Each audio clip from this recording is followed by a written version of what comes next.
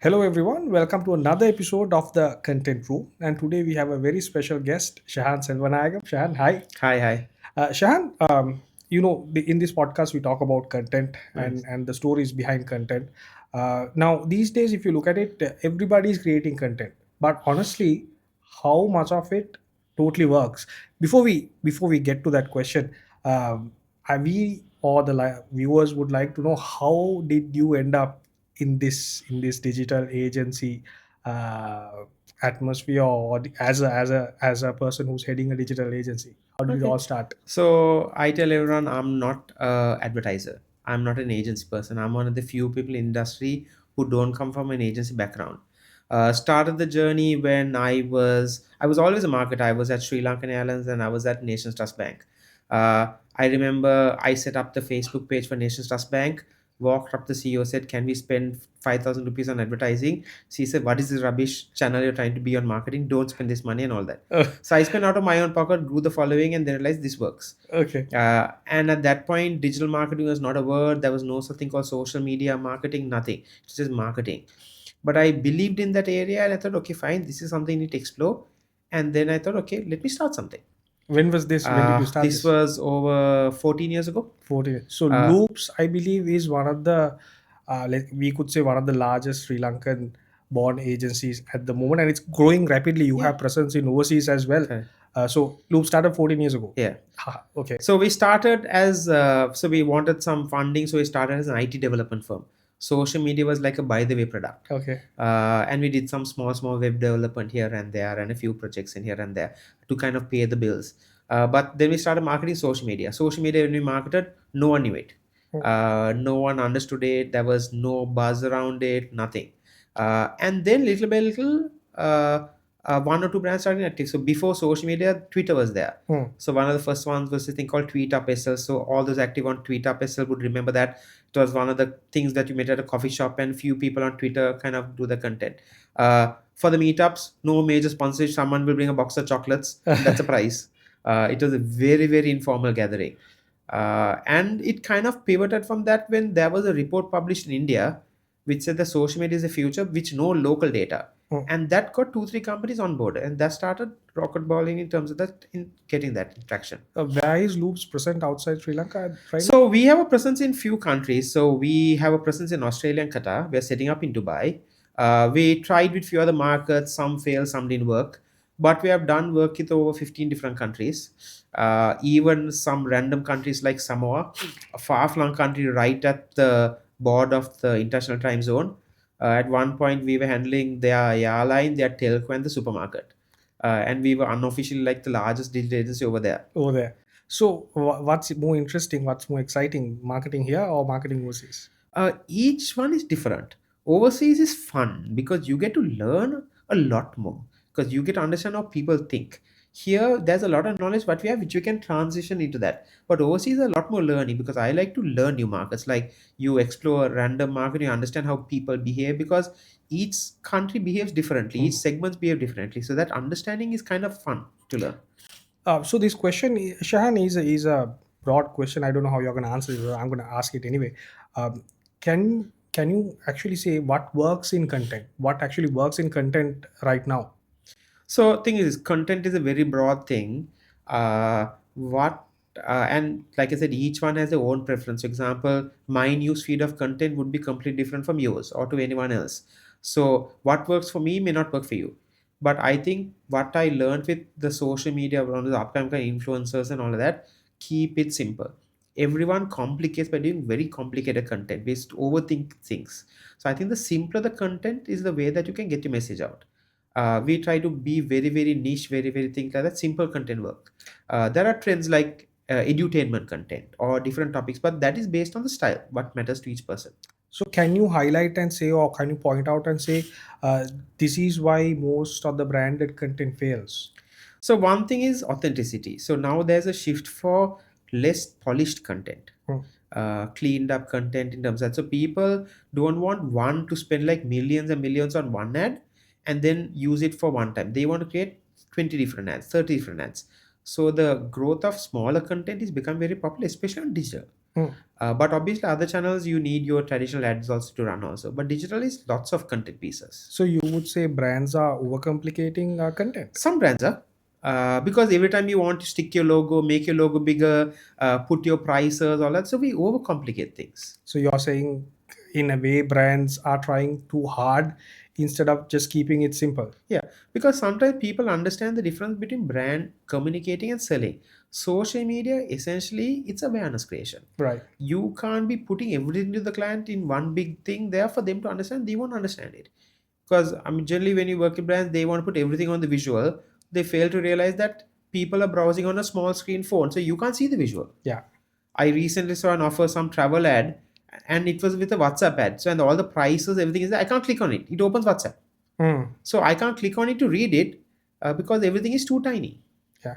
So you work with a lot of Yeah. brands. Can you, as an example, maybe one or two examples of where small executions with small budgets actually worked far better than going for a massive campaign? Okay, so two things again. Most of these were like random things which you did. This was with a airline. Obviously, you all would figure out the name. We thought, okay, fine. We were trying to convince them. Let's not put in this boring content, things like that. We were sitting with the marketing manager in front of the room and said, "Can we just do something absolutely fun, absolutely crazy on TikTok? You blame the agency if it fails. You take credit if it succeeds."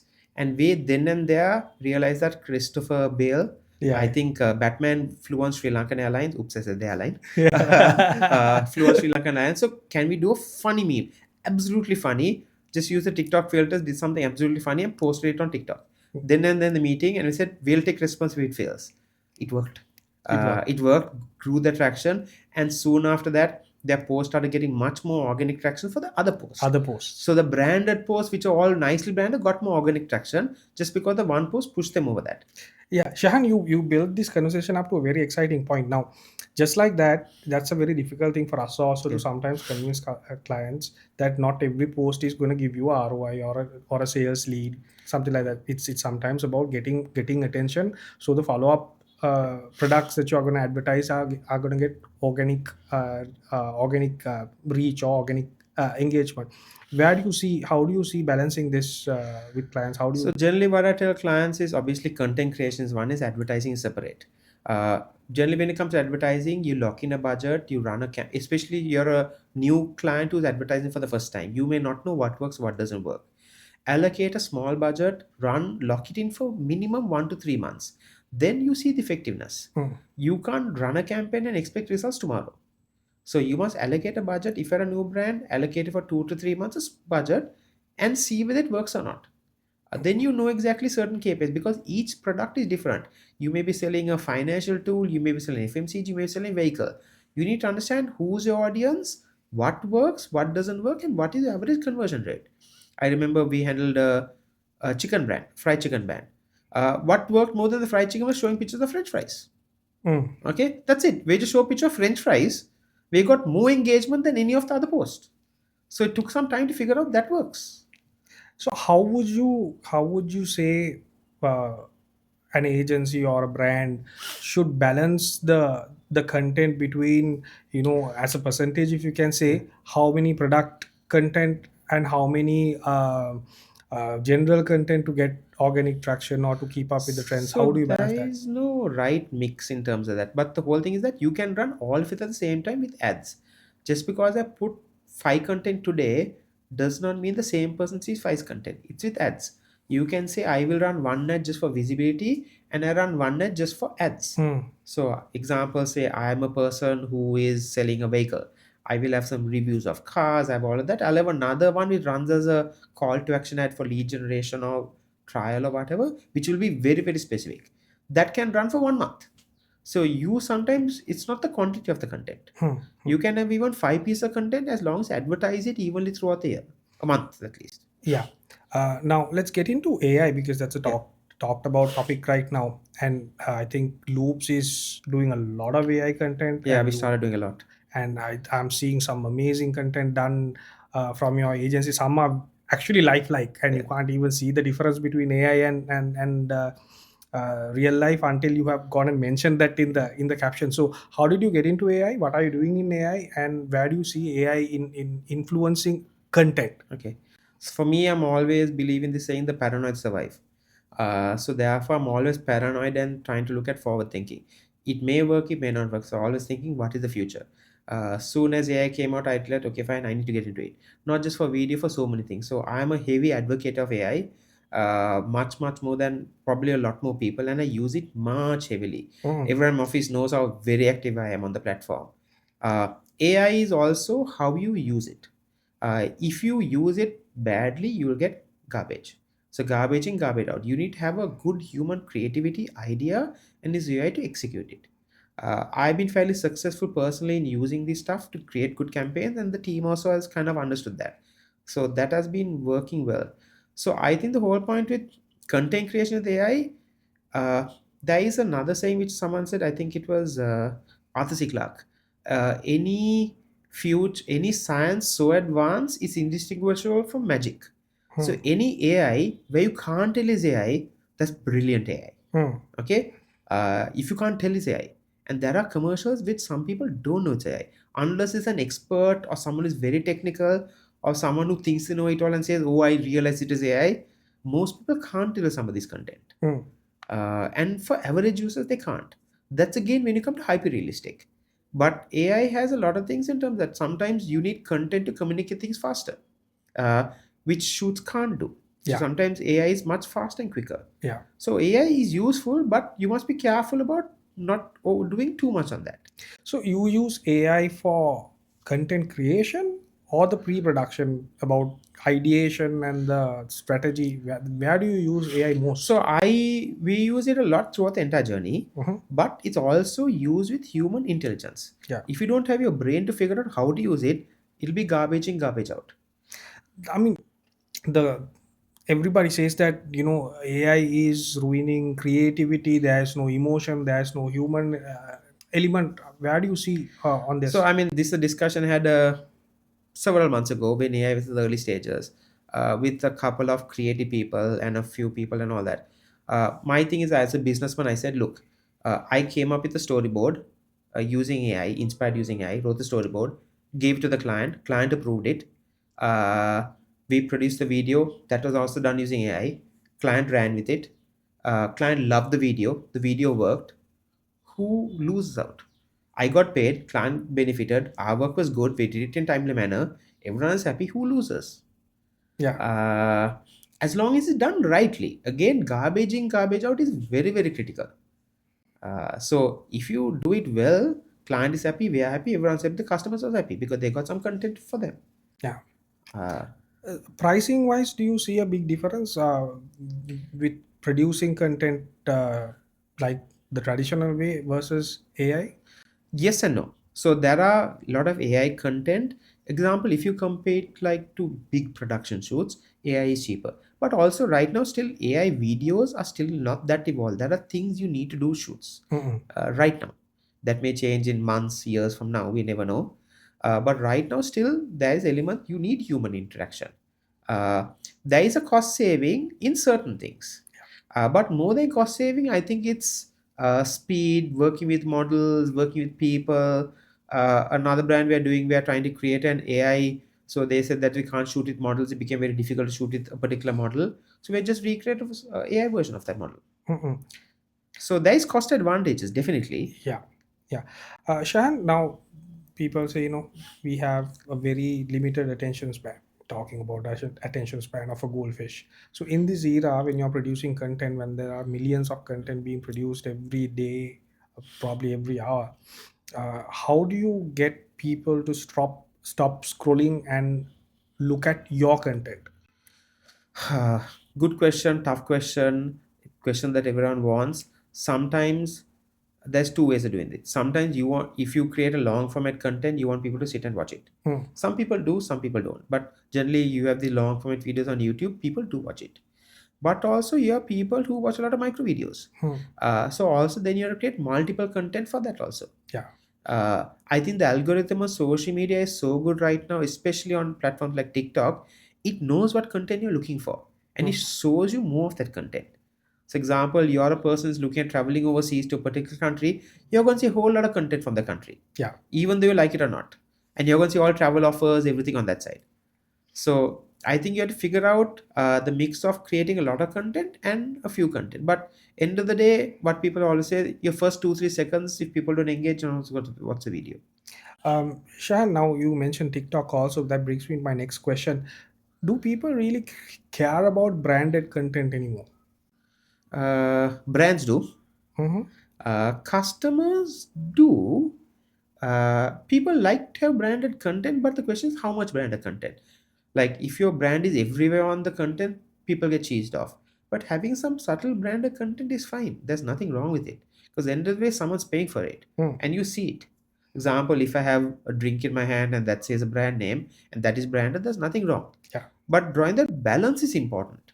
So like example, recently I came across a TV reality show which is happening in Sri Lanka that is endorsed by so many things. So you have the ad breaks, which are so many, and you have also sometimes the people in the show endorsing the product. So it's like too branded. Mm. So that puts people off. You must figure out that right mix. The right mix is not just one logo, 10 logos, whatever brand is, how you planned it throughout the video. Yeah. You think the attention span of average consumer is decreasing, or are the content getting really boring? It's decreasing generally because people are bombarded. Now, I watch for my learning purpose. I watch a lot of videos, micro videos, a lot. Sometimes to the range of 3 4 hours a day. When I'm just sitting and waiting, I just watch a lot of videos. But also long format videos work again if the audience wants to listen to it. So YouTube is still long format. People still watch a lot of YouTube. YouTube is probably the second largest channel in Sri Lanka out after Facebook. I mean, very close second. Yeah. So it's still very popular. People do watch long format videos. Mm. I'm guessing even this episode, people will hopefully watch the whole episode. Yeah, I hope so. Hope so. I think people will. Shan, what's the biggest gap that you see between what the client wants and what really works? Uh, so now the good part is clients are getting more younger, at least the decision makers, so they're understanding things. So the good part is clients kind of know what they want, which is a good thing. Mm. So the bridge between the what the clients want and what the customer wants is becoming less and less and less. So it's a good thing.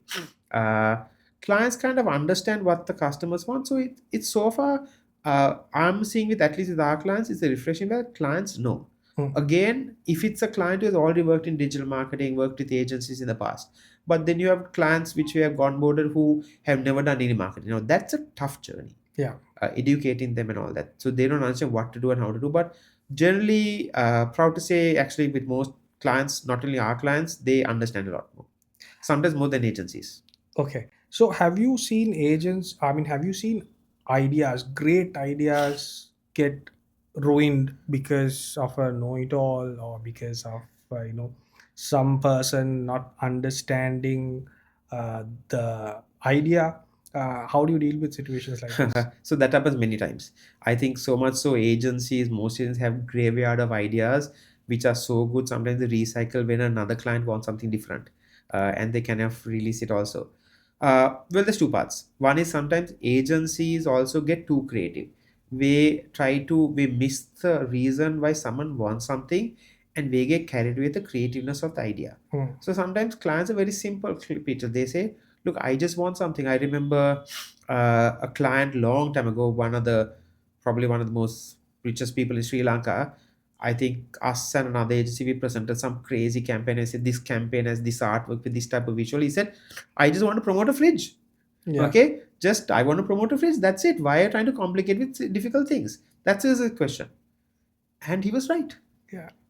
We overcomplicate simple things. Hmm. So should a client trust the creative, or should the creative understand the client better? It's both. I think the client needs to know what they want to achieve. End of the day, the objective is sales. Okay, and that's something any agency, unless they work very hand in glove, most agencies there'll be a slight disconnect in terms of understanding. But client knows what they want. Sometimes the client needs to trust the agency as the leap of faith. but also they need to trust their gut. They need to be experienced enough to understand this will work, this doesn't work. And so far, a lot of clients, that's what I'm saying, the clients have gotten younger and more tech savvier and digital savvy. They know what works. Hmm. Sometimes they know more than even us as an agency because they haven't handled the brand, done digital campaigns before. So they are quite good right now. Okay. So you would say fast content is better than perfect content? I generally prefer that, but again, it depends on certain clients. Hmm. Some clients you have multiple levels of approval, especially in finance work, you have to get for approval, all that. I generally prefer fast content, but it has to be meet a certain standard. Like you can't keep crappy content. Hmm. Fast doesn't mean bad. Yeah. We agencies, designers, all that we think, okay, let's just put something on a logo and give it to them. Now that's bad. You can do good content fast. What matters most today? Consistency or quality? Uh, okay, the typical answer, political answer is both. Okay. Okay, you need to be consistent and you need to have a standard. A standard is what you set yourself. Hmm. You can have, even like I told you, very casual style videos which can be shot on the phone, very simple, unedited, and if that works with the brand, that works. So example, you take Rania. The Rania TikTok account is very simple slapstick style comedy which probably a young person can do very fast. You may think it's not quality, but it works for the brand. Hmm. And is consistent. Yeah. It's consistent with the brand image, consistent with the frequency and all that. So again, consistency is important because you need to be consistent with the brand. Quality is again very subjective. You don't need to have a very polished thing all the time. What's the biggest myth about going viral, in your opinion? You can't predict it. You Hmm. can't. Uh, I remember a long time So, ago. so when a client comes and says, Shahan, we need this video to get 1 million Yeah. views. We need this video to go viral. I have heard this so many times. Uh, how do you manage this, and what do you think? So sometimes they say, okay, we'll get this done. We'll try to make the best, but keep vague answers. That's what a lot of agencies do. Otherwise, you do paid strategies. With paid strategies, you can advertise it at a million views. It's not too difficult. But end of the day, to get viral, there are certain things. You need good quality content. You need something either Hmm. controversial, but again, good quality content. So that's important. What's the harsh truth about content that people need to accept? Uh, I think the fact that it doesn't have to be perfect all the time, and it doesn't have to be branded all the time. It's not about how much your brand is visible. Sometimes having unbranded content works well if your brand is out there. You can be an advocate or something. You don't have to stick your logo on everything. So, last question, Yeah. Shan. If you simplify content making and give one rule for success when it comes to content making, what Okay. would that be? Uh, I would say first you need to understand what your customers want, because each product, each service, your customer segment is different. So I think I always, when you're working on a brand content, put yourself in the shoes that if I was a customer, would I like this content Hmm. of that product? So if I'm say example, I'm selling a travel thing, what content as a traveler would I like to see? So you're looking at it from a point of view of a customer Of or of that brand's customer. that brand's customer. Because for example, I'm selling say IT services to travel to a vehicle, you have to put yourself in that shoes of that person. Example, I'm selling a motorbike, a bike guy's audience, what would the content that person like to watch? Yeah, Or example, luxury car is a different segment. yeah, So put yourself in the use of that customer, define the content accordingly. Design content that that person customer is not an average person. right. So thank you very much, Shahan. I would love to continue this conversation, but we have a limited time, so we are going to Thank you. stop this conversation for today. But again, let's catch up in another episode. If you have any questions for Shahan, please leave it in the comments. I'm sure he will come and respond to you. Please subscribe to our channel, share it with your friends, and I will see you again in another episode of the Content Room. Until that, adios.